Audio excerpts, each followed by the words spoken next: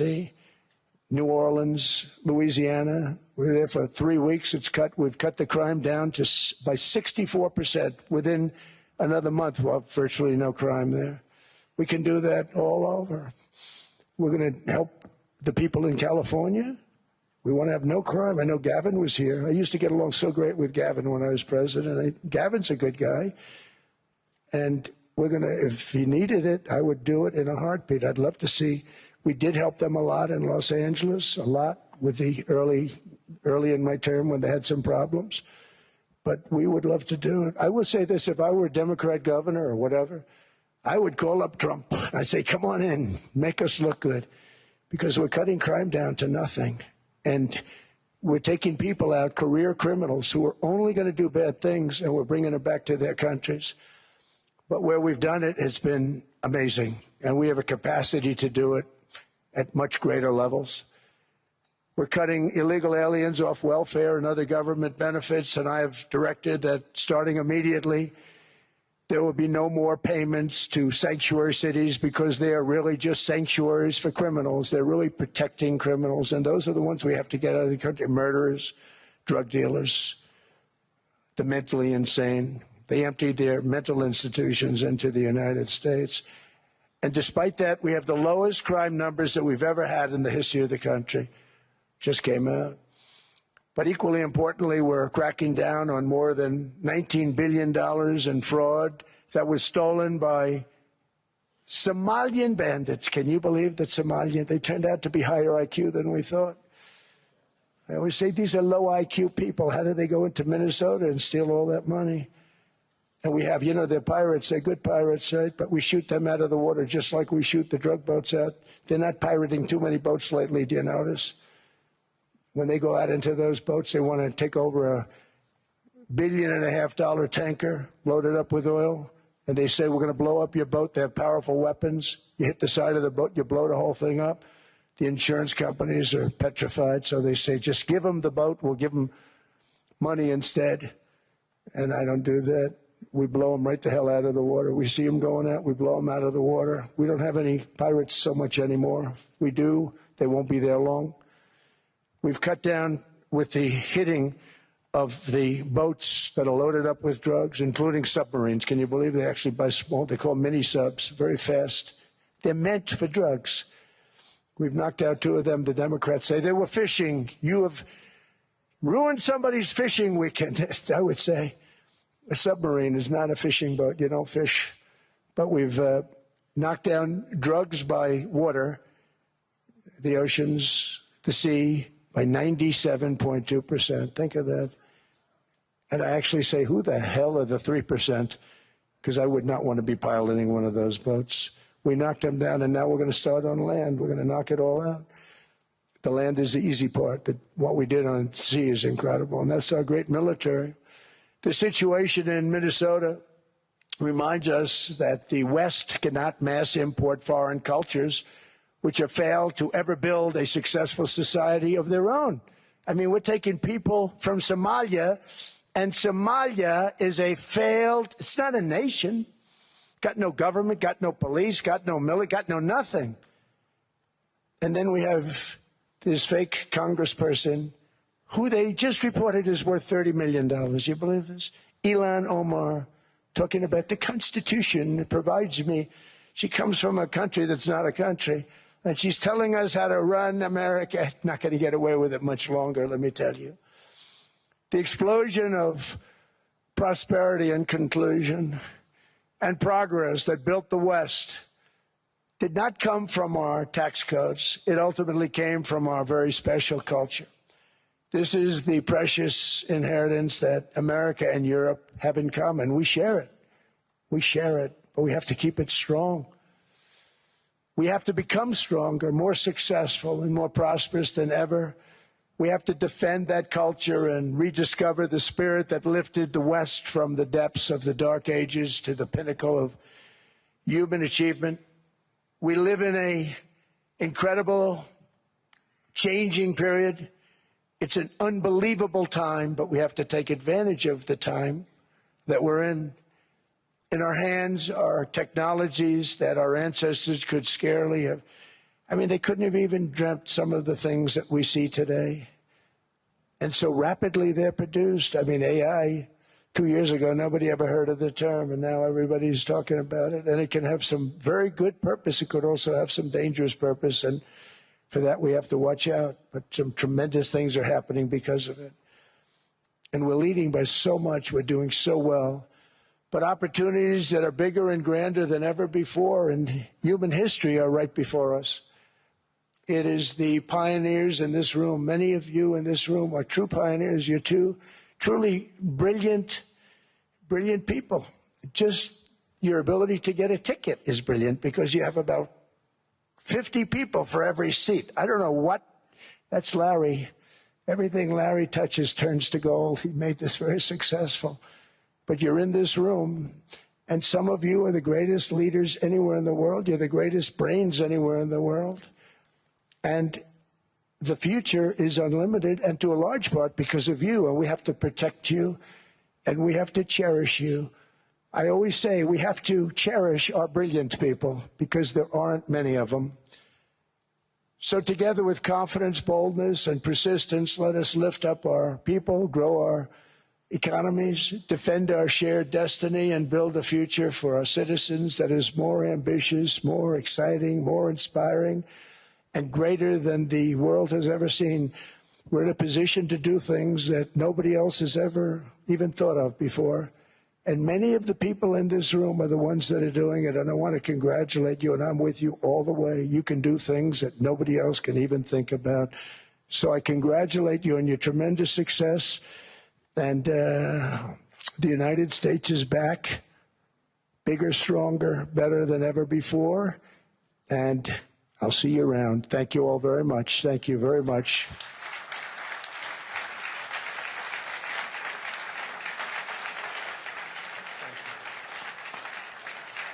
Thank you.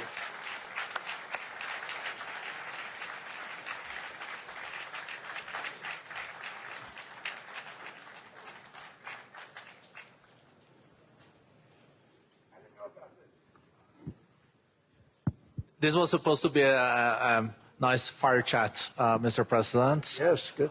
I got set up now. I did know. You made the job for the moderator really easy. Thank you, Mr. President, for your speech. I do have a few follow-up questions, if it's okay. Sure. I don't think I should start with Greenland, maybe. I'll start with the economy. The U.S. economy is doing really, really well. But how to sustain this growth moving forward? Because there's always a recession looming around the corner.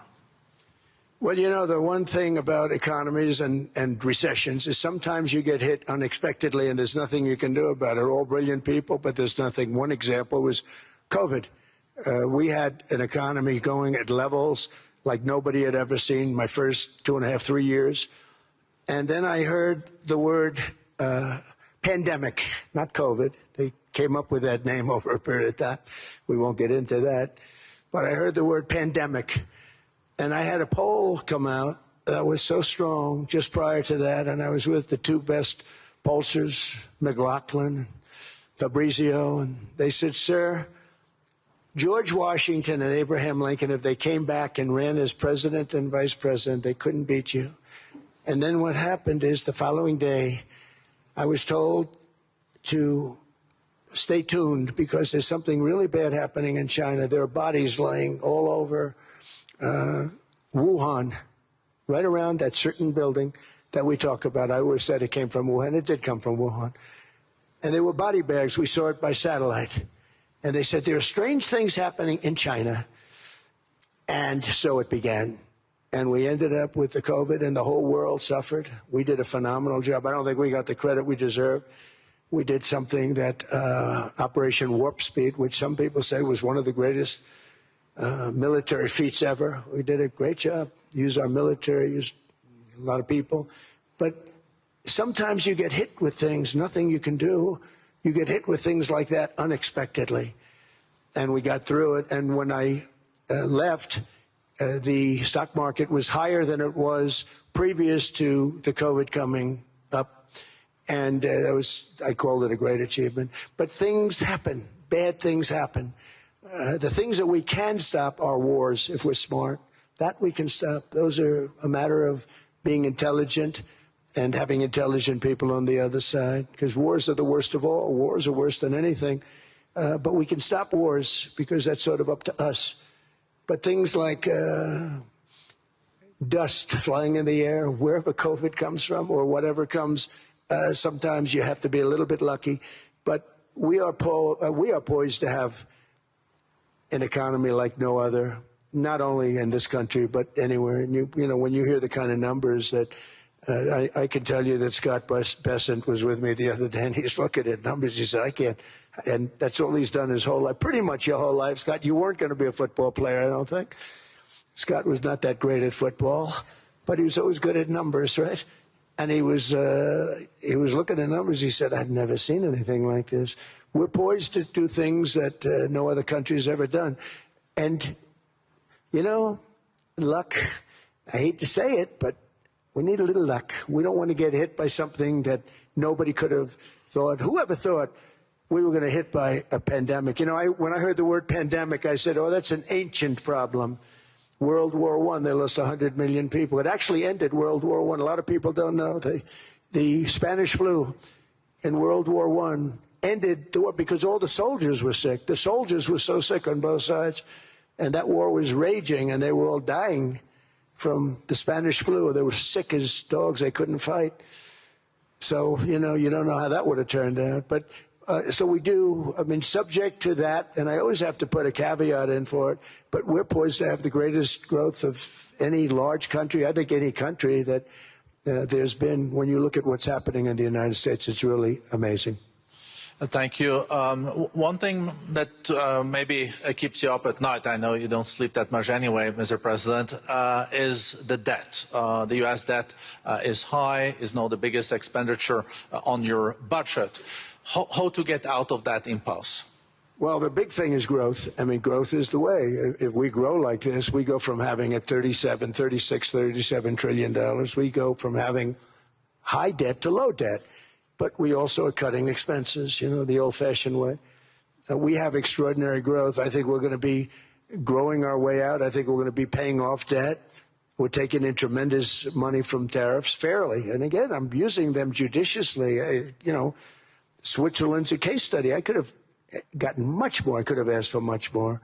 But we're using them judiciously. But I think growth, most importantly, and then cutting costs. Now, if you take a look at Minnesota, $19 billion in fraud and other things.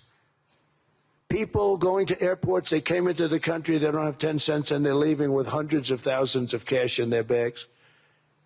When we get to that, and our DOJ, Pam, and Todd, and all the people that work over there, and all of the people that work in here, I can tell you, Scott Bessent is working on that. It's a priority, right? You have your whole team. We're in there looking for where this money is coming from, how much it is. It could be more than $19 billion. Can you believe that? That's just one state.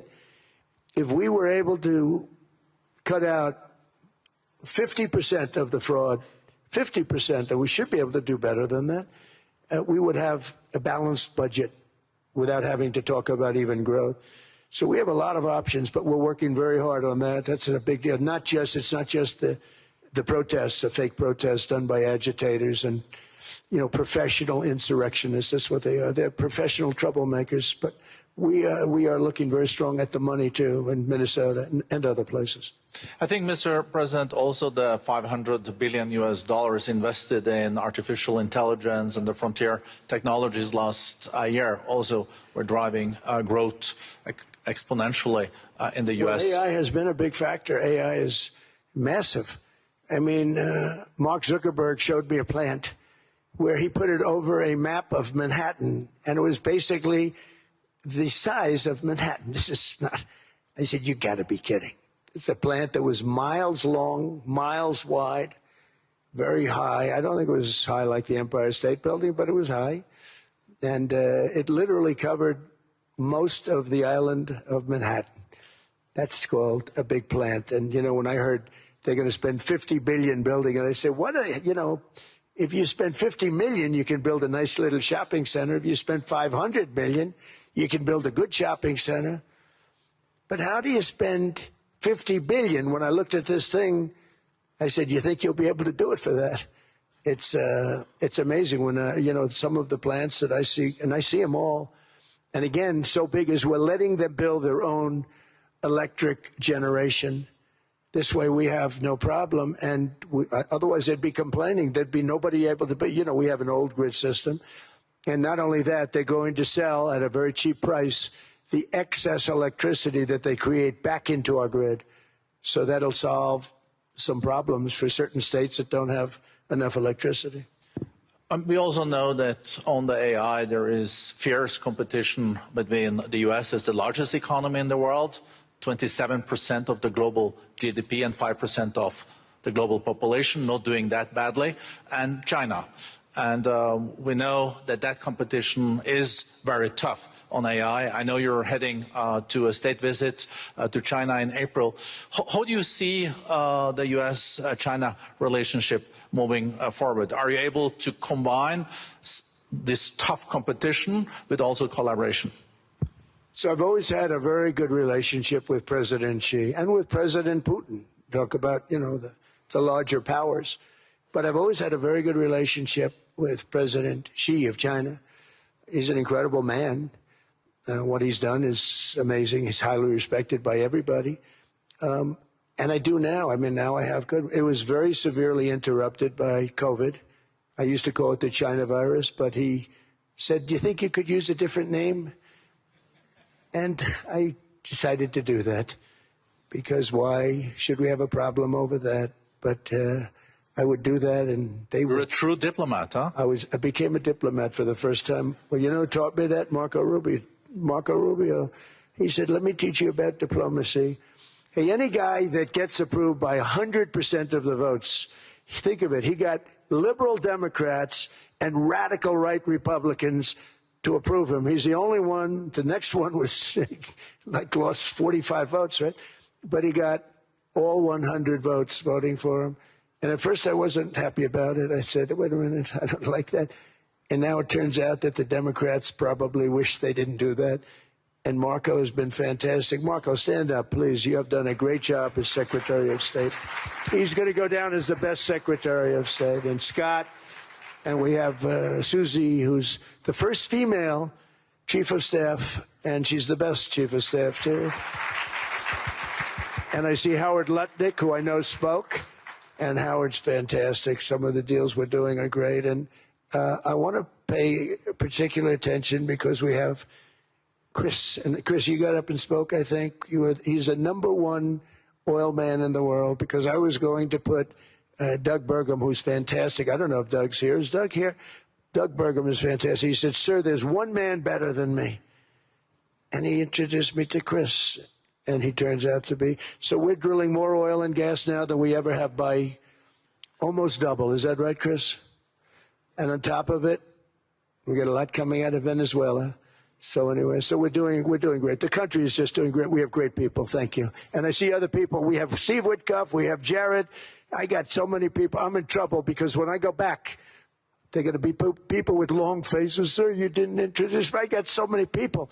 And we have a lot of the greatest people anywhere in the world. I know them all. So I won't continue because we'd be here all day. Thank you, Mr. President. We also know that you're a deal maker, and then maybe coming back to Greenland and Ukraine. What kind of deal in the end do you see between the U.S. And Denmark? Because, you know, I guess you see it now as a negotiation going on, or? Well, it's costing Denmark hundreds of millions a year to run it. And Denmark's a small country and wonderful people. But, you know, it's very expensive. It's a very big piece of ice. And it's very important. I mean, I don't want to repeat the speech, but it's very important that we use that for national and international security. That can create a power that will make it impossible for the bad guys to do anything against the perceived good ones. And it's a great block for Europe, just like, you know, Denmark was supposed to spend hundreds of millions of dollars. They didn't spend the money. They didn't spend anything, almost. And we'll see what happens. I just say this. NATO has treated the United States of America very unfairly. We never asked for anything. We never got anything. We actually took care of the needs of NATO for years and years, which I felt was always unfair. So I got NATO to pay because they're rich countries. But I think it's time that NATO step up. We're helping them with Ukraine. Without us, I think Putin would have gone all the way. I think we have it. I think that could have been a World War III, if you want to know the truth. If Kamala was elected, or Joe, any one of those, you know, those thinkers, I think you could have ended up in World War III. And I will say Steve Witkoff has been dealing incredibly with, but we're not going to have World War III. We want to get it stopped, but we're not going to have World War III. I think if I wasn't elected, I think that could have evolved into World War III. It was a very, very bad situation, and it still is, but it's not that kind of bad. It's bad because so many young people are being killed. How close do you think there is on an agreement on Ukraine? I had the pleasure of speaking with Steve Witkoff and Jared Kushner yesterday. I know they're working hard on it. I know that they're also traveling now. Do you see this very close or still? Well, I hate to say it. I thought that was going to be so. I settled 8 wars plus. And I thought that was going to be one of my easier ones. Not the easiest. Some I settled in a matter of hours because I'm good at that stuff. You know, the United Nations should be doing this. I shouldn't be doing it, but it doesn't matter. It's got to get done, saving a lot of lives. We're saving millions of lives. With Ukraine, Russia, there's tremendous hatred between President Zelensky and President Putin. That's not good. That's not good for settlements. We know from dealing. There's abnormal hatred. With that being said, I think Russia wants to make a deal. I think Ukraine wants to make a deal. And we're going to try getting a deal done. We're getting, I think, Steve, I think I can say that we're reasonably close. But what happens is oftentimes we'll have a deal with Russia. Russia's set, and President Zelensky will not do it. You saw that when he was in the Oval Office. I was not happy. And then we'll have President Zelensky who wants to make a deal, and Putin doesn't want to make the deal. It's a very difficult balance, and it's big time, and it is. You know, to use a word, it's a bloodbath. It's horrible what's happening. It's a drone war. The drones are killing, you know, thousands of people a week, thousands. We have to get it stopped. So I believe they're at a point now. I'm going to meet with President Zelensky later today. I believe they're at a point now where they can come together and get a deal done. And if they don't, they're stupid. That goes for both of them. And I know they're not stupid. But if they don't get this done, they are stupid. So I don't want to insult anyone, but you got to get this deal done. Too many people are dying. It's not worth it.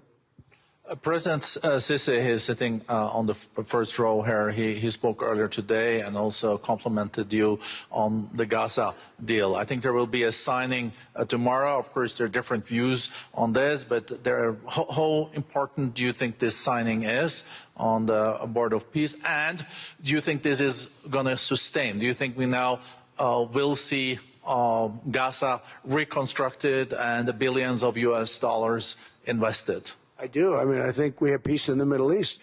There are some little situations like Hamas, and Hamas has agreed to give up their weapons. Now, you know, they were born with a weapon in their hand, so it's not easy to do. When they were born with a rifle in their hand.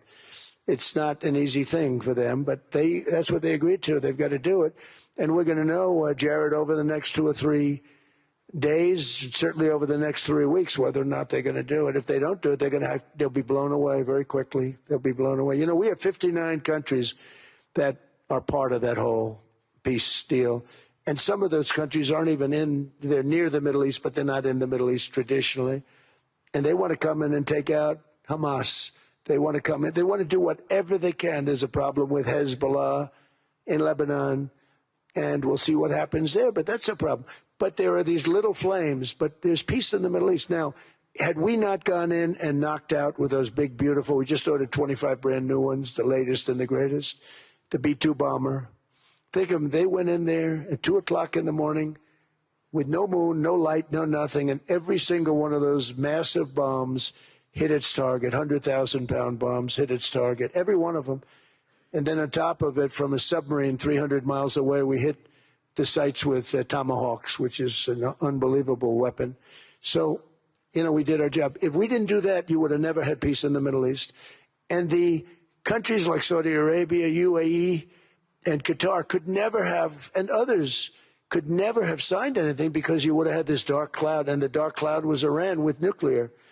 Iran would, if we didn't take them out, they would have had a nuclear weapon within 2 months. They were very close to having the nuclear weapon, and we hit them hard.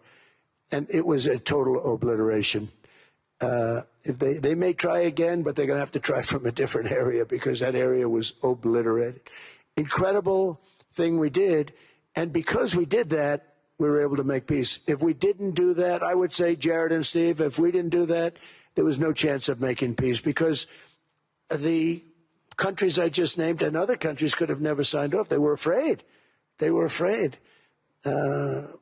We had a bully. The bully was Iran, the bully of the Middle East. They used to call it for years. They were the bully of the Middle East. They're not the bully of the Middle East anymore. Mr. President, I know you even had to change a plane last night, so I guess you didn't have much sleep, but I think you're... But your energy is still there. I know you have several bilateral meetings. I know you're also hosting a reception. So thank you so much for coming back to Davos. Thank you so much. It's highly appreciated. Well, thank you very much. Thank you, everybody, very much. Thank you.